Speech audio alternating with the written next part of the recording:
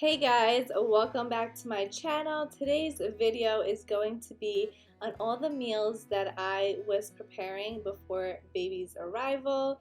Baby is here now, so this is a little bit delayed, but it's okay. I just have so many videos that I made beforehand and didn't get to editing. So I'm starting off here with avocado. And I don't know if you guys know this, but you can totally freeze avocado.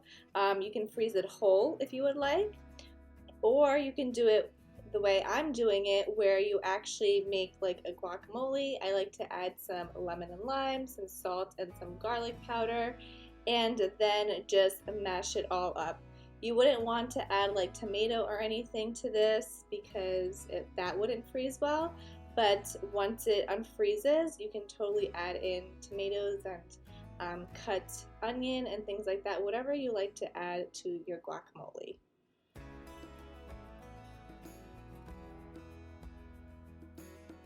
Now just taking a little scooper and this silicone muffin pan, I'm just making it the size that I want. I did recently get an even smaller one, which I think would work perfectly for this.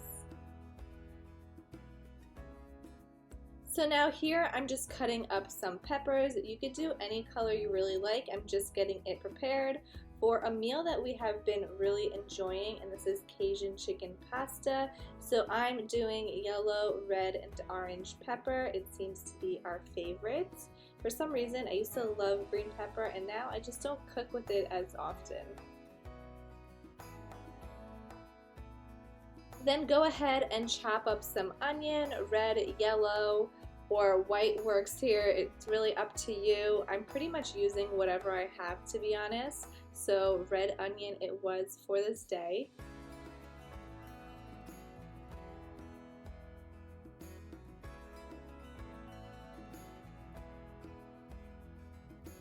So my husband John is not a fan of zucchini or any other vegetable besides broccoli, so I like to hide these things inside the stuff that I cook, and he doesn't even know he eats it. So this is a great way to kind of just add some extra vegetables and nutrients to your dish. And the same thing goes for mushrooms. He's not a big fan. He'll eat them in like tacos or something like that, but I try to hide it in this meal too, and he absolutely loves this, so it's a win-win for me. So now once all of that is chopped up, we're ready to cook it. It is a pretty large amount, but I am going to start off with some butter, and I'm going to saute the onions and the peppers first. And then you're going to want to add some Cajun spice here. Add as much as you want. It's really, really good, and this makes the whole entire meal. So then I'm adding the mushroom and zucchini to the pot as well, and just let it cook a bit. And while that's going on, hubby over here is cutting some sweet potato. This is the white version, and he's also doing the yellow version that we're all used to seeing. Now I'm just transferring over that into a bowl because we're going to be adding it to the chicken again, but I need to make the sauce here, so I'm adding chicken broth. I'm adding 2 cups here. Then I'm adding some white wine. I'm pretty sure I did 3/4 of a cup here. And you're going to want to let this cook for a little bit. I also decided to cook some apples in my Instant Pot. These were apples that were going bad, so I decided to add it to my oatmeal, and it's great because it makes the oatmeal naturally sweet without having to add any honey or maple syrup or sugar in general.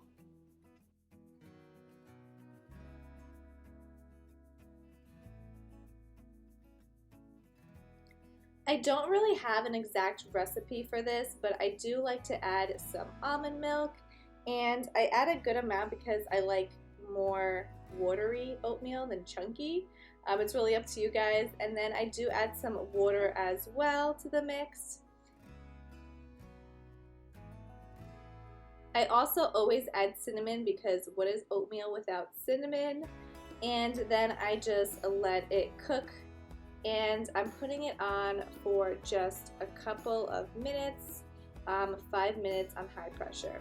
So back to the sauce, I'm adding some heavy whipping cream here. It's a cup, and this is just going to thicken it up a bit.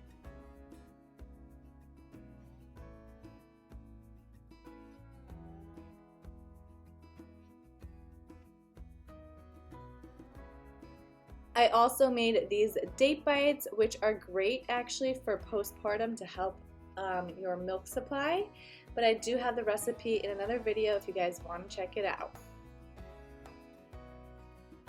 Now I'm adding all those veggies into the sauce, and I'm gonna let it sit there for a bit while I decide to make some granola here. So it's just oats. I honestly make it with almond butter or peanut butter and honey.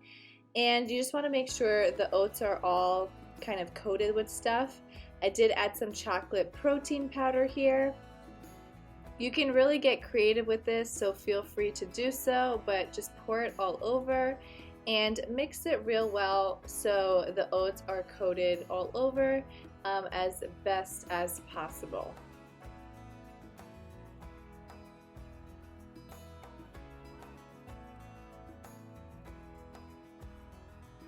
I usually put them in the oven at 350 degrees and usually around 20 minutes.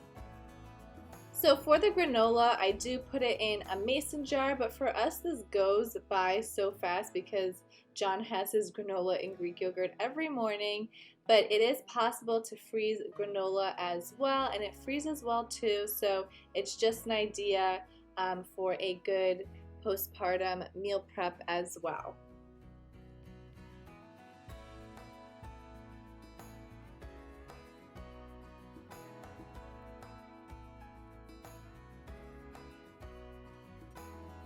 So now back to the potatoes. So after they're all chopped up and everything, John did end up using one of our machines that help make them into French fry form.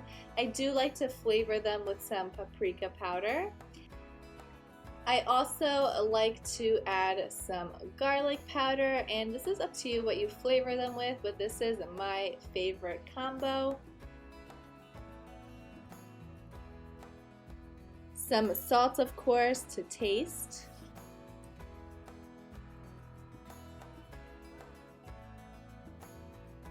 And then mix it up real well.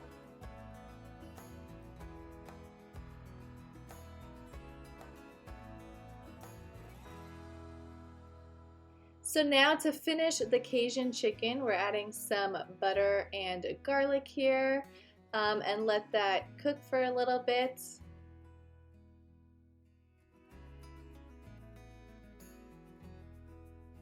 Then we're gonna add the chicken, of course.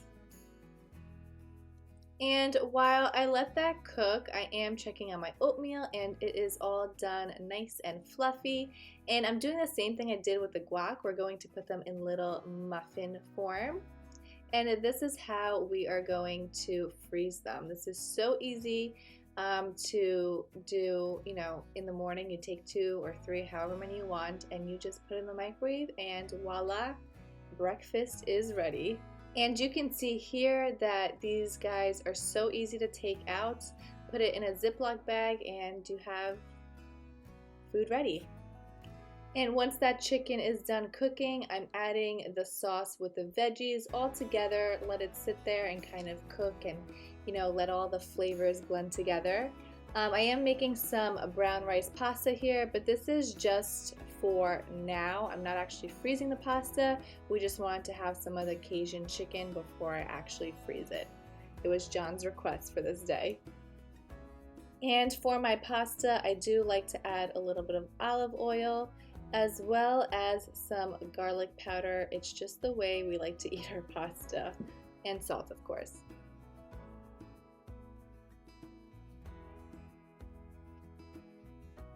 So here is what was left over from the Cajun chicken after we ate it for dinner. I did end up making a few of these during my preparation, so this is not the only one that I made, but It's super good and you can never have enough, so make as much as you want. For some reason, I was craving potatoes, mashed potatoes specifically, and this actually freezes really well too. So you can honestly buy as many bags of potatoes as you want, or any type of variety, cook them.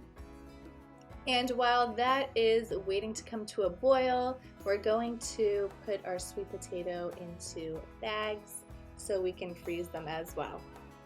And here are how the date bites turned out, just putting them in a bag too. I tried to find bags that are reusable, but I haven't had any success without ones breaking on me in the freezer.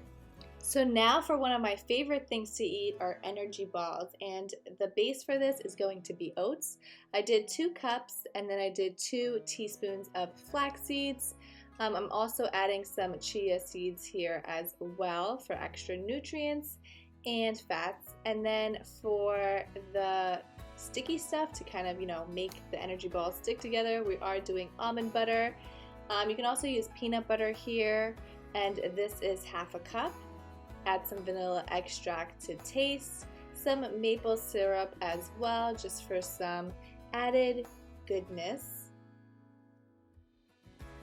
Some almonds, and this is 1/4 of a cup, and we're going to blend away.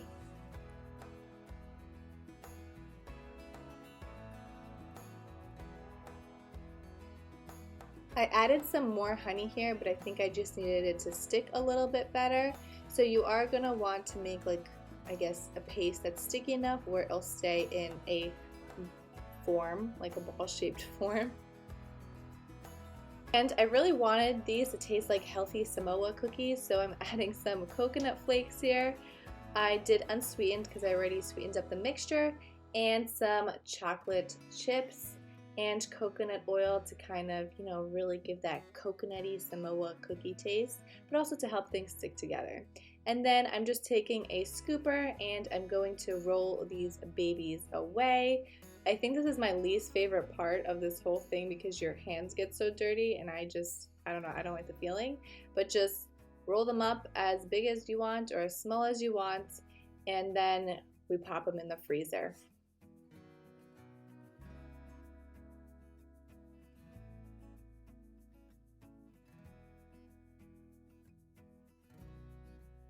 These are honestly so delicious, and you can change up what you put in them, and they taste so good and different every time.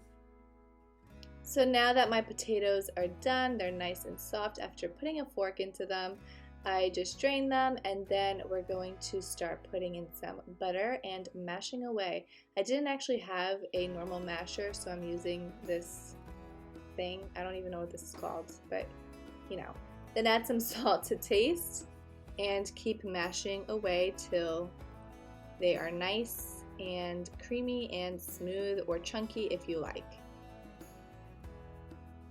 Now I'm just putting them into Ziploc bags as well and portioning out how much I would personally eat, because John does not go for mashed potatoes at all, so this is mostly for me. So that is everything so far for my freezer meal prep that I'm doing specifically for postpartum, but you could do this at any time. Honestly, it's awesome, and there will be a part 2, so stay tuned. Thanks for watching, guys. Bye.